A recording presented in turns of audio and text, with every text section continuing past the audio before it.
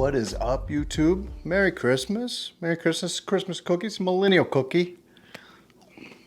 I'm gonna eat it. It's delicious. Today, I want to get the front end of the bike put together. Sans front wheel because I don't have the rim configuration figured out yet what I want to do.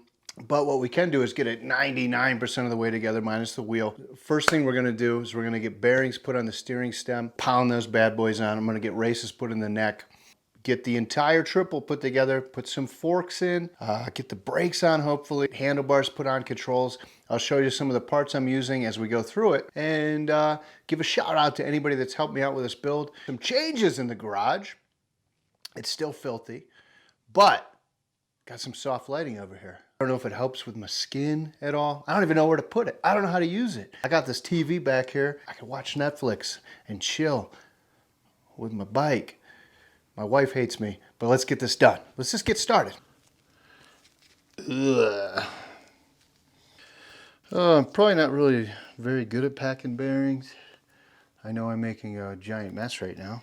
Roll it like this, we'd expect the needles to move and suck in some of this grease. I probably put way too much on, but you know what?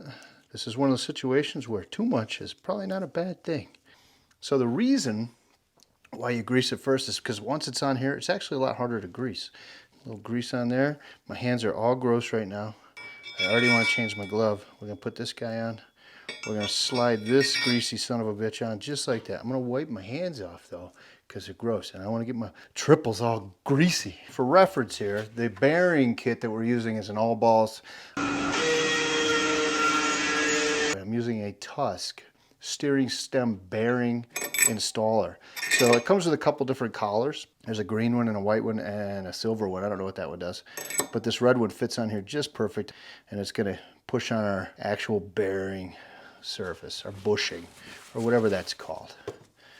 So the red one's the right one for this, and we just hammer this bad boy on. You asked me what kind of grease I'm using. I'm using a red moly. Why? Because I have red moly.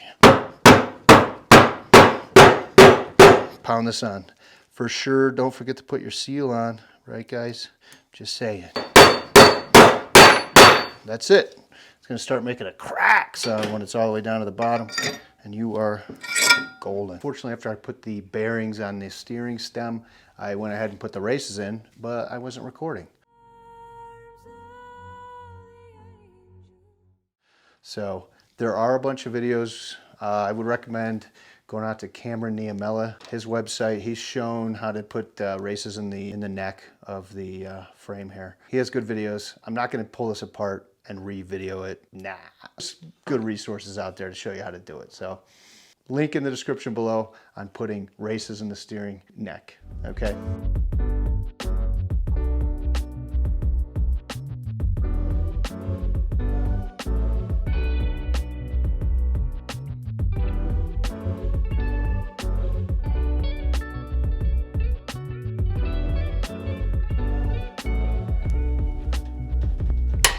Holy shit. Woo, what is up? Now that we have the triples and suspension on, bearings, the thing moves, it's pretty sweet. Next step would be to, let's put some handlebars and controls on. But first I wanted to reach out. I wanted to personally thank FASST Company for sending out some of their sweet flex bars. These things are super trick. I've always wanted to try them. They were willing to give me a discount for including them in on this build, and I really appreciate it. I'm a small channel, so every dollar I can save really helps me. Now, the reason why I really wanted to go with these flex bars was because these YZ250s are pretty vibey, right? And a lot of those vibrations come up through the frame and transfer directly into the handlebars. What I'm hoping these elastomers, that's what these little things are called, these bushings, they call them elastomers. I'm hoping that these will absorb some of the vibrations and take them from my hands and maybe absorb them around here. I have a tendency for my hands to fall asleep if the bike's too vibey. I don't know what it is, but that's my life. I reached out to FASST, and they recommended these Enduro style bars, and they recommended that I use a shorter height one because I need to adapt these 1 1/8 inch bars to a 7/8 inch adapter. The risers on the YZ250s are adapted to the top clamp, so you can't really change them. You can only use adapters to adapt them to a 1/8 inch bar.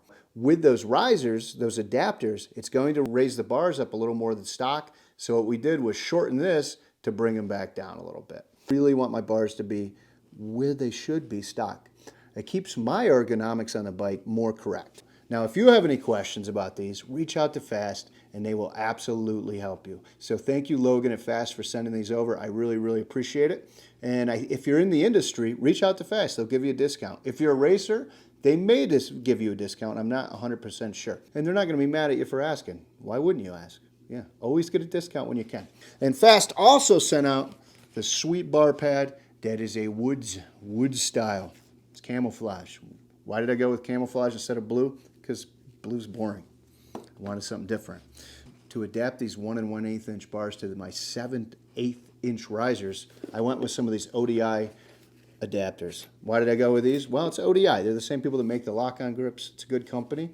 And most importantly, it's a textured powder coat finish, which will blend the textured bars and the textured triples. It'll all blend together and look mostly, hopefully, stock. So that's kind of what I was going for. Oh, and for my hand grips, I've never used lock-on grips in my life. I've always used glue-ons. I said, well, you know what? Let's try out some ODI grips as well. ODI is not sponsoring the build, but I like their stuff. So let's go ahead and get this stuff put on. See how it looks.